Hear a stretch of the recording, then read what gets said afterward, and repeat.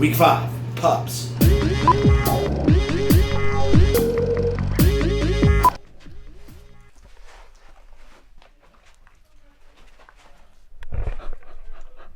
I'm Sam Sutherland, a person on the internet, and every week I'm trying to remember why I remain a person on the internet, and not just a person who never goes on the internet, because the internet can be so terrible, by celebrating one thing that stokes me out.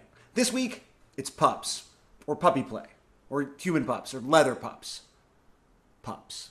Similar to last week's episode about Father Yod and Yahweh 13, Pups have actually been on the This Exists list for a few years. Channel 4 did an amazing documentary called The Secret Lives of Human Pups that was sent to me by some wonderful This Exists viewer. My gratitude, but not enough gratitude to remember your name all these years later. Apologies.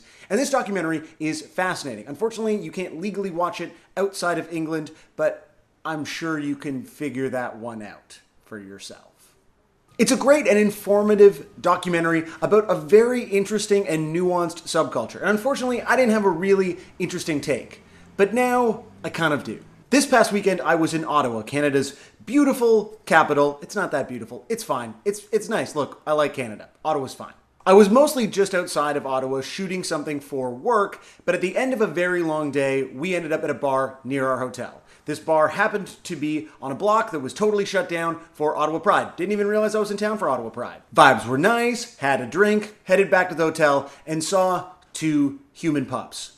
Sick leather masks, harnesses, whole vibe. To be totally candid, I've never seen pups in the wild. And so in my exhausted and one-beard state, I decided, fuck it, I'm going to ask someone for a photo. And so I went up to one of the pups and said, I'm so sorry, would you mind if we took a photo together? Because I think you look sick and this is interesting to me. And they were very happy, very obliging, took a great photo. I'm going to edit in that photo right now.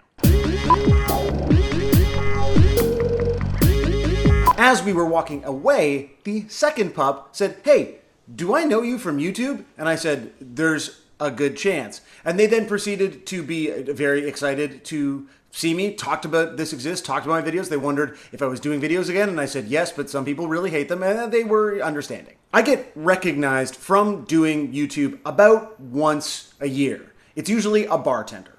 It's almost always a bartender. And it's great because sometimes that bartender will give me a drink for free. But that's the limit of my fame. So I want to make this very clear. I'm not bragging about being popular on YouTube. What I am bragging about is the fact that the people that do seem to like this channel are often very interesting people who give me free beer. Or in this case, are dressed like a human pup. So the second pup also asked for a photo with me. And so we took a photo. But what happened was that photo was only taken on my phone. And then I left and I have no way of getting that photo to them. And then they said, you have to do a video about pups. And I thought, I kind of owe these people something. And so here I am making a video about pups. And if you are the pup that I met and took photos with in Ottawa, email me.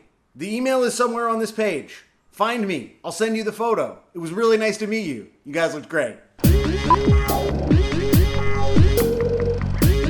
Puppy play is a subset of BDSM.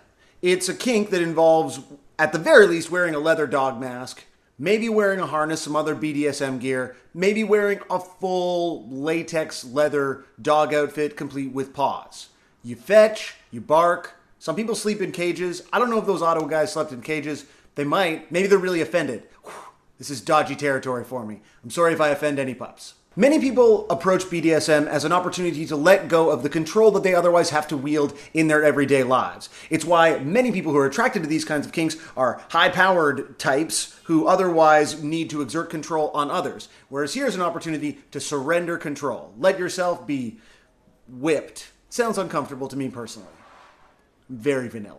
And so puppy play is all about completely surrendering your human inhibitions, your human mind, and surrendering to your primal instincts. So you're curling up in a ball. You're not trying to make small talk with other pups. I mean, again, my Ottawa pups were talking to me. I don't think they were in sort of full kink mode that night.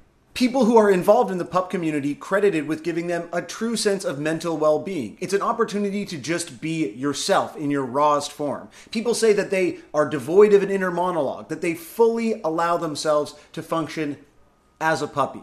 And it's important to say they're not functioning as a dog. A puppy is all about fun. A puppy is all about Hakuna Matata. I guess that's not puppies, that's other animals, but you understand what I'm saying. It's about fetching and cuddling and playing with your puppy brethren. Which brings us to an important part of puppy play. It's not necessarily sexual. Most of the articles and the videos that you see are about the camaraderie, about the sense of mental well-being that goes along with it. And sure, literally everything is sexual at some point. This video is sexual. But puppy play, from what I'm reading, is much more about joy and a lack of concern for your everyday human problems. And also leather. It's definitely about leather. Krevitt is a photographer whose Alpha, Beta, Omega series of photos on Pups at Play brings to light some of the most visually arresting sides of this subculture. There's a link to his work in the description, and if you're remotely fascinated by just the aesthetics of this community, his photos are incredible. While there's nothing inherently queer about puppy play itself, the community is most closely related to the LGBTQ community. And many credit that with a more open sexuality that exists inside of the LGBTQ community than does in the pent-up, straight, vanilla asshole community. Another benefit frequently cited by those who participate in puppy play is the pack element, that it very much is a community-based community. I'm going to stop saying that word, but unfortunately it's too late now and I've said it too many times and I'm sorry. Packs are a unit, just like in the wild, or just like in your normal social life, defined by an interest in this shared kink, where you can go and you can play with a squishy toy. They often have paws, and they'll play with the toys like this. And you do that with your pack. Again, it's not for me, but every time I read someone describe it, I'm like, it sounds really nice. Like, you just cuddle up with people, you play, you don't talk about the weather.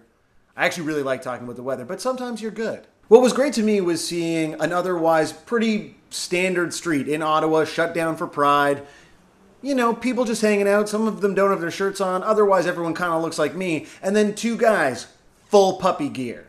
And I think it's really nice to know that those people are doing something that makes them happy, exploring their sexuality, or just their human emotions, their raw animal emotions, in a safe and exciting way. And also that they're comfortable going out in these sick masks, and they don't mind when I take photos of them, which are sick. The photos are good.